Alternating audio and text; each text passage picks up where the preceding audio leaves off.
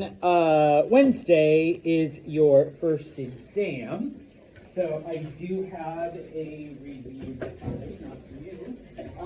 Some of you may have downloaded it already because it's been up on the Brightspace site since Friday. I'm just gonna hand a bunch and then like go that way and then back to Devin and maybe throw one over there. I don't know. I can't go very fast.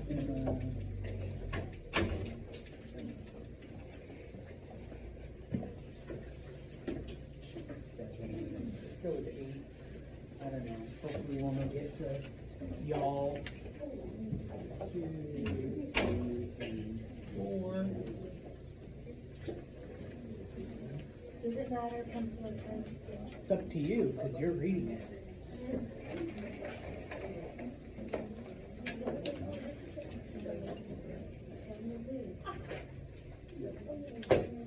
Did they reach? Did they reach? Did they not reach?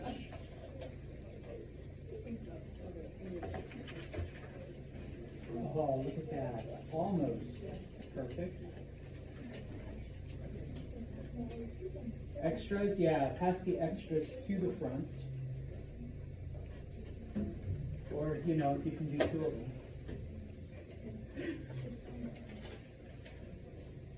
Yeah, just thank you. Thank you. Thank you. All right, so first thing is I gotta bring this screen back up. Sorry. Oops. You should know some of the basics of the creation narratives. So let me bring this up really quick. Come on. It doesn't want to.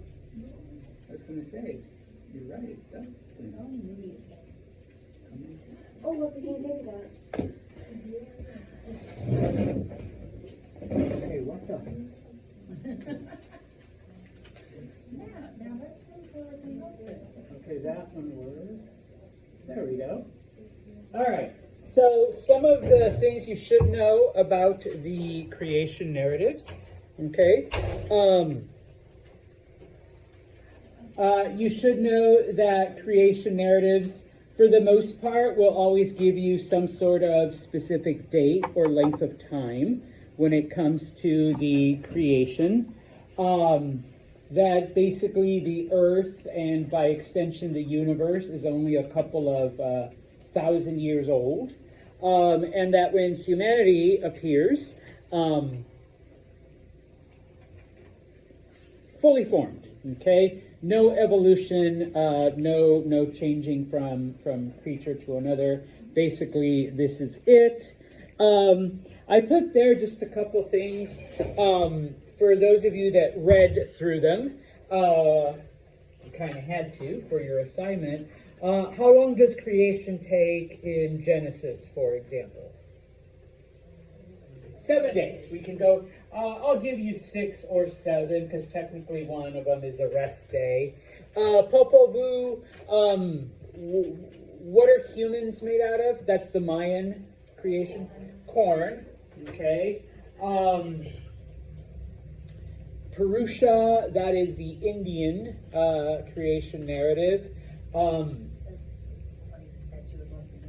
Yes, okay, so everything was created from one God with thousands of arms and legs and heads and feet and toes, and each thing becomes something different, a different part of the universe, okay? The Chinese narrative, what created the world, or like what exists now? Whoever said opposites? Yes, yin yang. So the universe has opposites: cold, hot, light, dark. All right, and so that's how everything came into being. Oh, and then finally, the Yoruba, the West African narrative. Why are we all weird? Yeah, we were created by one of the drunk gods, okay? And so, yeah, that's why, Santos dresses like this, and Veronica, keeps doing weird stuff in the morning, and, I don't know. Adna, has like a strange ritual that she does before every soccer game. You're like, I do, shut up. And so, because a drunk God created us. All right? So, moving on to, where are you? Chapter 1. All right, we don't need that one. Okay. You should know hominids, the definition, or at the very least, the 3 main divisions. Number 1, gorillas. Number 2, chimps. I can't spell chimpanzee, so I think I just put chimps on the test. All right. And of course, hominins, which are the various types of humans. Okay. I can tell you already, this one's a, multiple choice. And I think I asked you which one is not. So, as long as you know that you've got gorillas, chimps, and humans, whatever 4th answer I give you is going to be wrong. All right? We good? All right. So, you should know from the hominins, okay, number 1, Homo habilis, is the first to use tools, okay? And I can tell you right now, this one is also a multiple choice. So the first hominin to use tools, you're going to have, 4 choices. One of them is going to be Homo habilis, okay? So the first to use tools, okay? The first one to use fire is Homo erectus, okay? So once again, it's a multiple choice. I'm going to ask you who was the first to use fire. You're going to have 3 wrong choices, and Homo erectus will be, the correct one. All right. And then finally, which hominin is considered the first modern human? Okay. Yes, Homo sapien. So once again, I'll ask you which hominin is considered the first modern human. You're going to have 3 wrong answers and Homo sapiens mixed in there. All right? So, Homo habilis, first to use tools. Homo erectus, the first to use fire.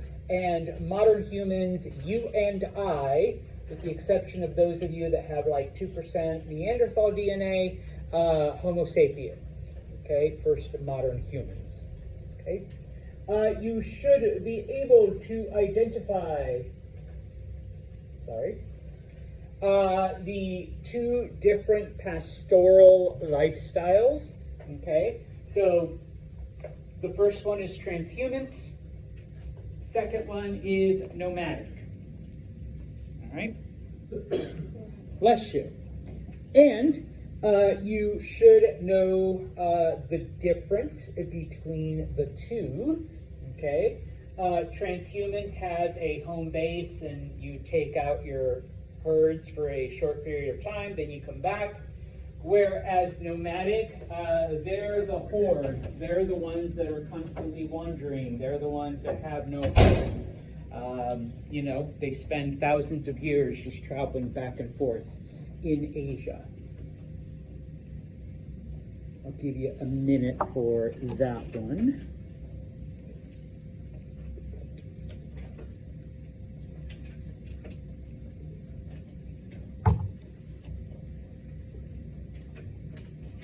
Okay, let me do that. You can still read it.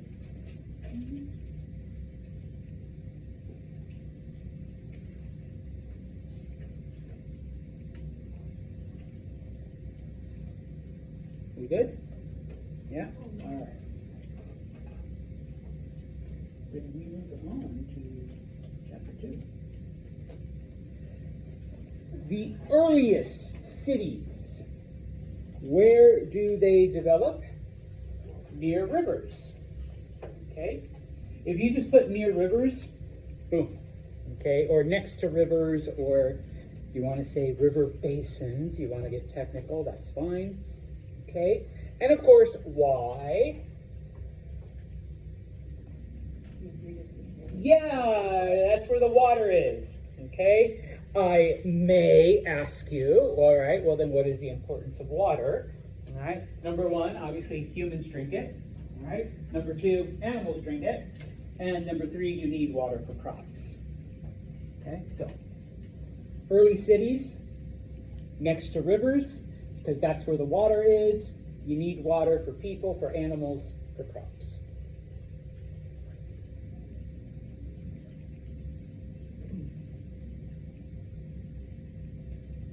Good? All right. The 2 earliest crops that humans developed. Does anyone remember? Wheat and barley. Oh, look at that.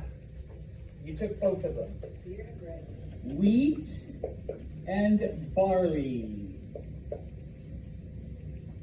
What do we use wheat for? Bread. Bread. What do we use barley for? Beer. Beer. Yay! Okay, everyone remembered that one. Bread and beer.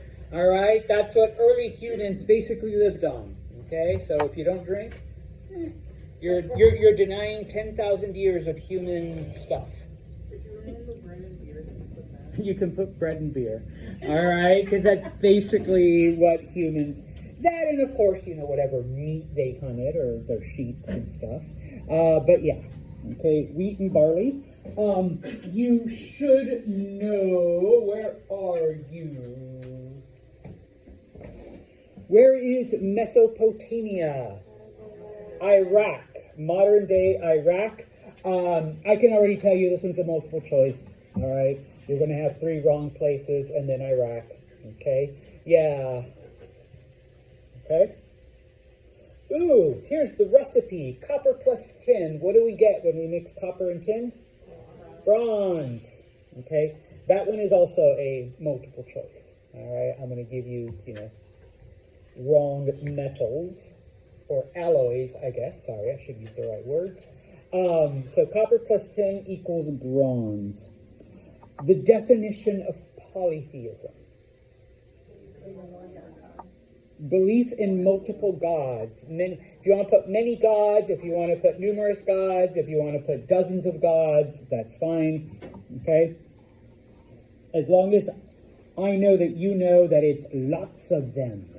Okay? Or at the very least more than one. Okay? Moving on to Egypt. Where are you? Egypt? Oh, no, not yet. Let me skip down to number 11. Sorry, my brain was jumping around. Okay. What is cuneiform? All right. The earliest writing. Okay. If you want to put the first writing, that's fine. If you put earliest writing, okay, you should know that it was basically etchings in mud tablets. All right. If you want to throw in, it was pictures, you can, but, as long as you're aware, number 1, it was the first writing, and that it was done in mud tablets. That is more than enough. Okay? Questions on writing. Then, going back to number 10 for the pyramids. Where are you? Pyramids. What were the pyramids? Hold on. Wait, where is it? Where did I put it? Oh, well, who cares?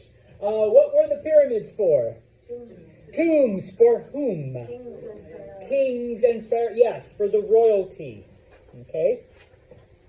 So don't be putting down aliens built them as landing sites. No, it wasn't the aliens. It wasn't. Actually do that? Yeah. Well, there's all kinds of theories out there. All right, like people enjoy putting all that out there. Okay. You should know the different types of writing. Okay. Yes.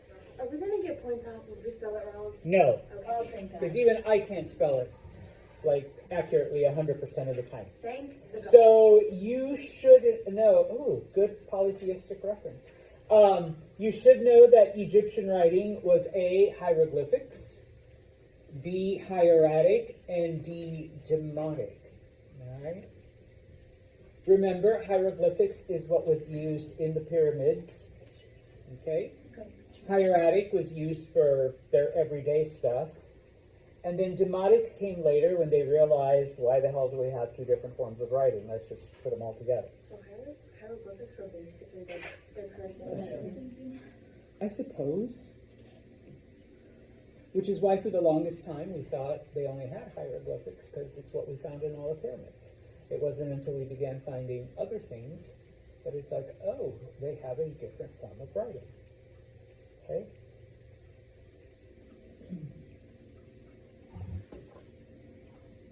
Questions? Comments? All right. Then, moving on to India, and I apologize because I do jump around a little. Okay? Where does India get its name from? Indus River, yes. This one's a multiple choice. I'm going to give you like 3 stupid answers, but reasonably logical. And then, of course, Indus, the Indus River. Okay, so India gets its name from the Indus River. And here I do have, like I said, my brain jumped around when I did this. So I may have to go back to chapter 1 really quickly. Okay. Talking about, where are you? Maybe, no? There we go. Okay. Now where are you? Evolution. The definition, there we go. The definition of evolution, if you just want to give me something basic, all right? Plants and animals changing over time, okay? If you want to go even basic-er, natural selection or survival of the fittest.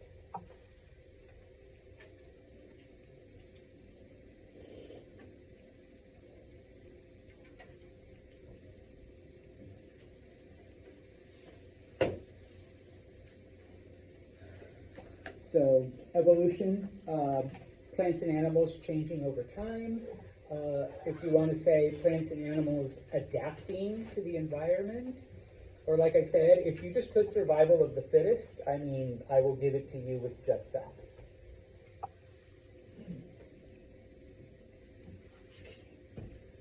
All right. Even though we don't have it quite up here, we did talk about it in class, and it is in your textbook. What is the definition of domestication? Bringing wild animals under our control. Okay, I can't think of a better one. Wild animals under human control. Okay, which is in addition to farming, is what humans did, so you don't have to go out and hunt them anymore. Okay, so bringing wild animals under human control.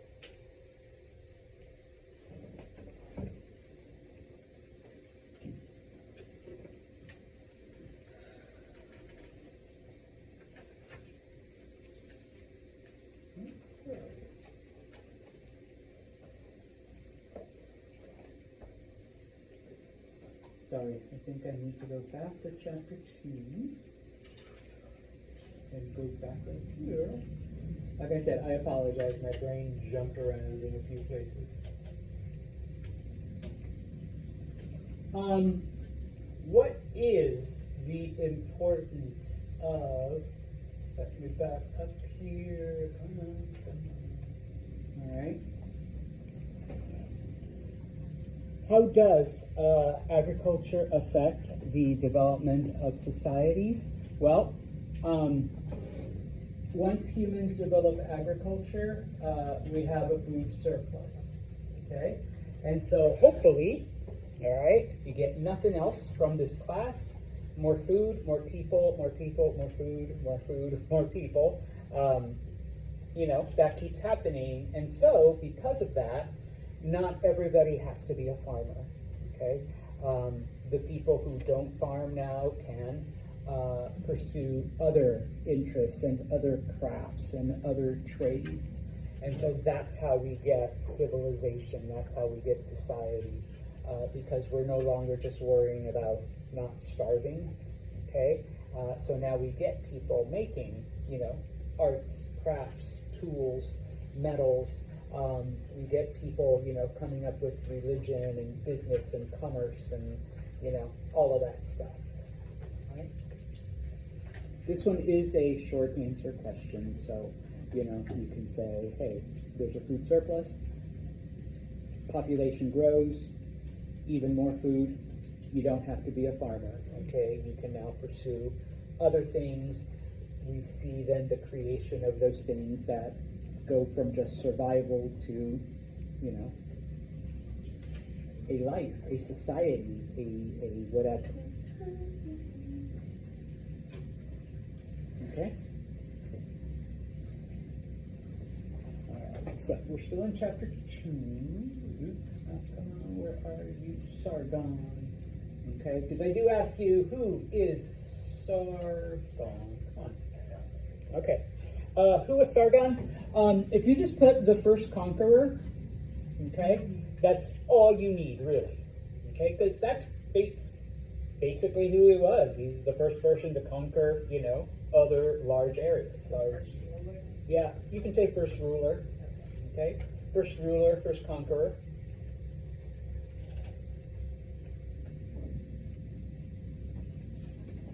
Number 18. Why did Egyptians mummify their dead? So they believed in a life after death, and they wanted the people to take their bodies with them. Okay. They believed in an afterlife. All right. They were one of the few cultures who did during this time. I know for us, everyone's like, yeah, you go to heaven, you go to hell, you go to wherever, you know. 10,000 years ago, the Egyptians were one of the few, okay, that believed. And if you just put they believed in an afterlife, I mean, that's perfect. That's fine right there. All right. There was no other reason for them to mummify their dead. Okay. Why does society in China take a little bit long? Come on, China, where are you? Why does it take China a little bit longer? Okay, you've got 3 reasons. Yes, the environment. Okay, and if you want to break that one down a little bit more, geography. Okay, so China is basically isolated. There's mountains and there's 2 deserts that you got to get past. Okay, so the Chinese really couldn't communicate with other areas. Number 1. Number 2, there weren't a lot of domesticatable animals. Closest thing they had were chickens. And you can't really domesticate a chicken. They're mean. They hate you. If you go with They will poke you. All right? And then finally, especially for the society near the Yellow River, it just constantly destroyed everything. Okay, yeah, you want to say the bad river. But that's why it's cool that we just call it the Yellow River. All right? You can remember that in English, right? You don't have to try to spell Yangtze. So the Yellow River, all right, kept destroying everything. All right. If you want to say the environment, that's fine. But to break it down, number 1, the Yellow River destroyed everything. Number 2, geography. China was physically isolated by mountains and deserts from the rest of the world. And then finally, the lack of domesticatable animals. Now, of course, number 20, taking into account both cuneiform and hieroglyphics and some of the other writings that we have seen. Here, I'll put those up there, or I guess, you know. Well, I wrote it more for, where are you? There we go. Okay. How does writing affect society? Okay. You can talk about, number 1, a new social class. Okay, the scribes. All right. If you want, you can also mention the things that now, you know, people can keep track of. They can keep track of their history. They can keep track of their kings. They can keep track of stories and traditions. All right. You don't have to have a rememberer anymore. Okay. You can talk about the inaccuracies of an oral tradition. So now, you know, you have a more accurate record. This one I can tell you is in fact a short answer one. As long as you include 2 or 3 of those, all right? Oral traditions, too many mistakes. You can keep track of history, you can keep track of traditions, you can keep track of stories, you can keep track of kings, and of course, we have a new social class now, all right, the scribes. Like I said, put down 2 of those, I'll give you full credit. You don't need all 6 of them. The concept of ma'at, okay, order and balance in the universe. Order and balance in the universe.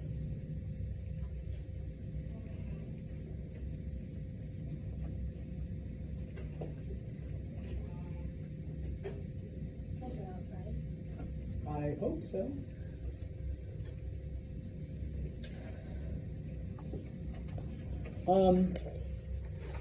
Why were there no large cities in Europe or the Americas? Okay, well, where did all of these original cities first form? Next to rivers. There were no like big Tigrises and Euphrateses and Niles in the Americas or in Central Europe. Okay, no major rivers. Okay, if you want, especially for Europe, you can also put the climate, the environment. All right, it was cold, and there were lots of forests. Also, you had to clear all that away. Okay. For number 23, I literally wrote it for you, but if you want to add a little extra, okay. Those Central Asian tribes now conquer, all right, the southern areas. What is the biggest influence? What is the biggest change that they bring? Number 1, their language. Okay, their language mixes with local languages. Number 2, they bring a horse culture because the areas hadn't domesticated horses, but those Asian tribes did. And of course, by default, in this case, they also brought a chariot culture. Okay? So, because I do ask you, all right, in another short answer, what was their biggest influence on the areas they conquered? Language, horse culture, chariot culture. Okay.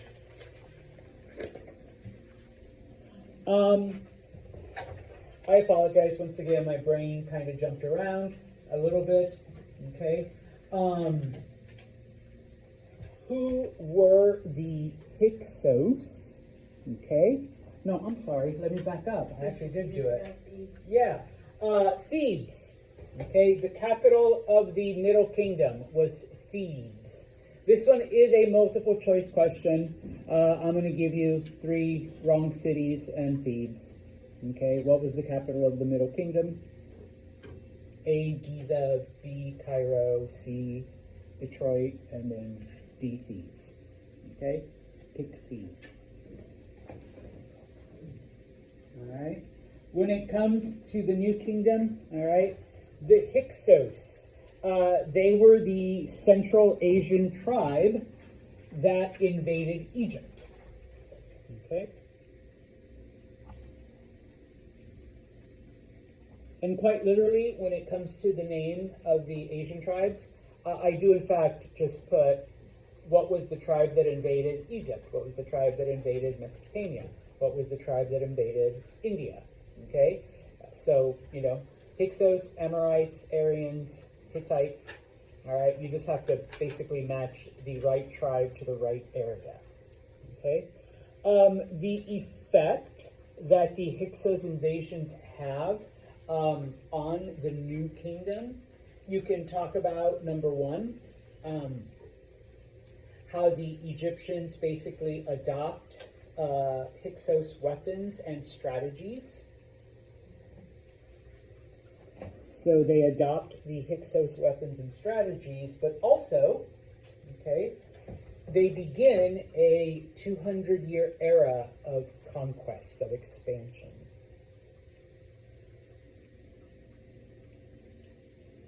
And I think here has the answer to the other 2. Okay, so the effects of the Hyksos, Egyptians adopt their weapons and strategy, number one.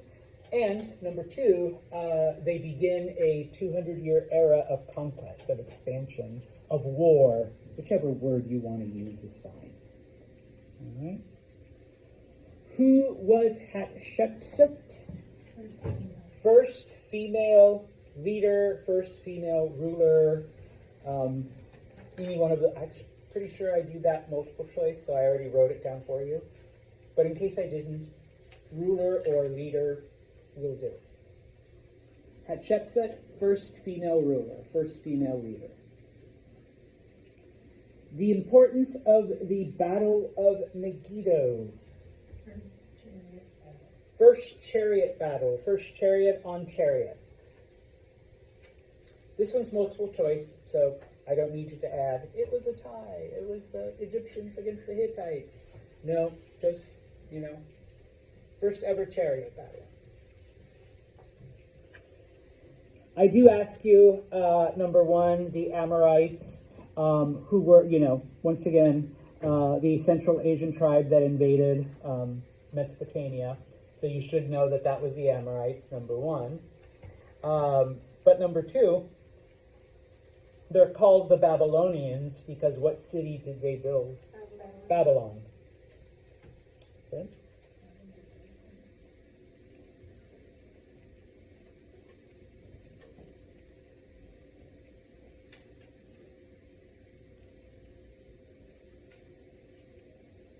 We're almost done, unless you have more questions. Now, for the code, all right? This one is, in fact, a short answer.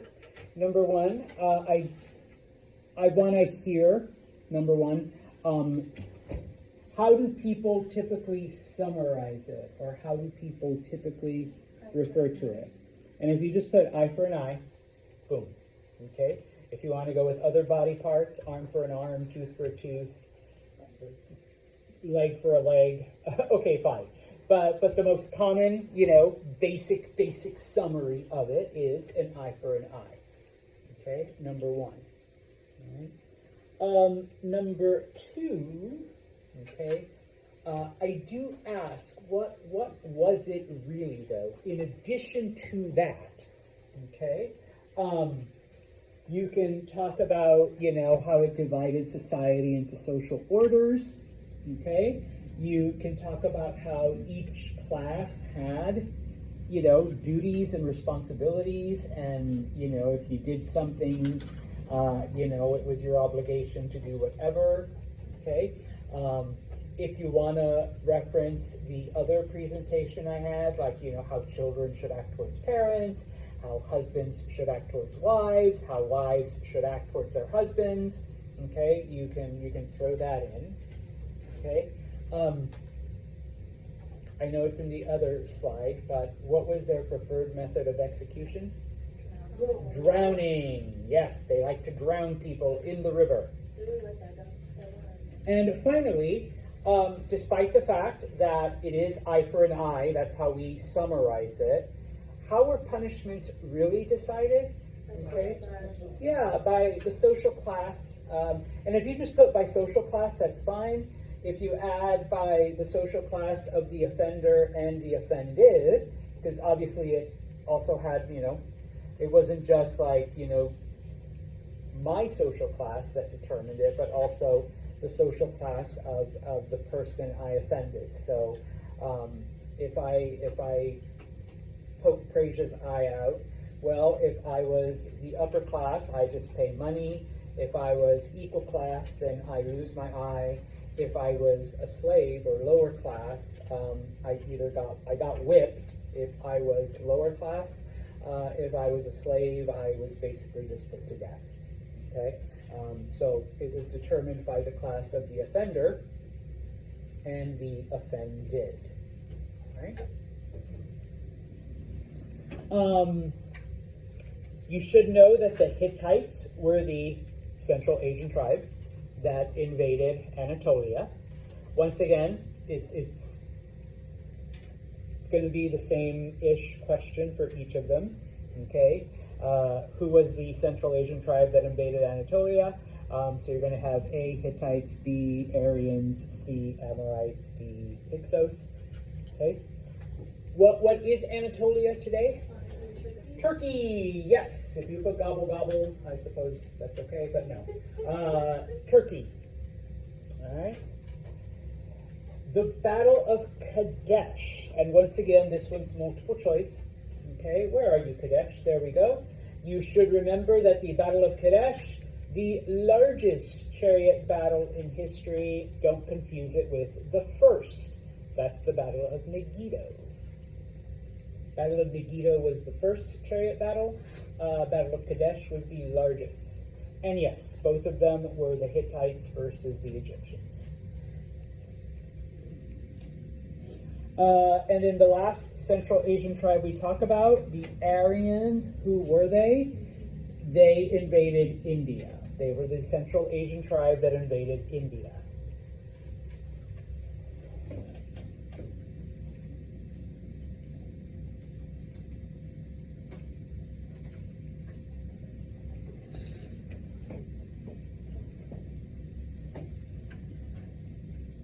You should know that the Vedas, and you can write down whatever, sacred hymns, sacred poems, sacred songs. Once again, it depends on which translation you read, okay? But I do ask you, what are the Vedas, okay? And what do we learn about Aryan culture from it? This one is an open-ended question. You just need to give me, once again, at least 2 of them. You don't need to list all of those. They loved to party, they loved to drink, all right? They were polytheistic, they believed in multiple gods. They sacrificed animals, or they believed in animal sacrifice. They believed in life after death, okay? They were warriors, they loved competition, they loved games. Like I said, you don't need to list all, what is that, 7, 8 of them. 2 of them will get you the full credit. Okay? So the Vedas are sacred hymns, sacred poems, sacred songs, all right? Sacred prayers, I suppose, is another translation I've seen. And then, of course, give me 2 or 3 of those as to what they contain. This, I literally wrote it down for you. One of the cultural things that the Shang dynasty initiated was ancestor worship. Okay? FYI, that one's a multiple choice. Like, you know, what cultural tradition do the Shang introduce? I'm going to give you 3 wrong answers and ancestor worship. All right? The Shang came up with a 360-day lunar calendar, but because a 28-day month and a 360-something day year does not really work out, what did they add so that it all fit? Extra. If you want to put extra months, okay. If you want to say a leap month, I suppose you can. But they put in an extra month, okay, or a leap month. Silkworms. We talked about it. What did they use silkworms for? Clothes, yeah. Silkworms make silk, and then they took the silk and made clothes out of it. The last 2, you should know what the oracle bones were. Okay. They were used to communicate with ancestors. If you want to be very specific, bones with writing on them, and then the writing was interpreted as an answer to whatever prayer you had, okay? Typically, it was used to pray to your ancestors, right? Since I did make the comparison, if you want to call it an ancient magic 8-ball, I suppose, you can kind of do that, because, you know, will I get anything on the test? Ask again later. Oh, okay. And then finally, you should know the meaning of the word Polynesian, which is belonging to many islands. And you should know where the Polynesian people originally came from, and that is southern China.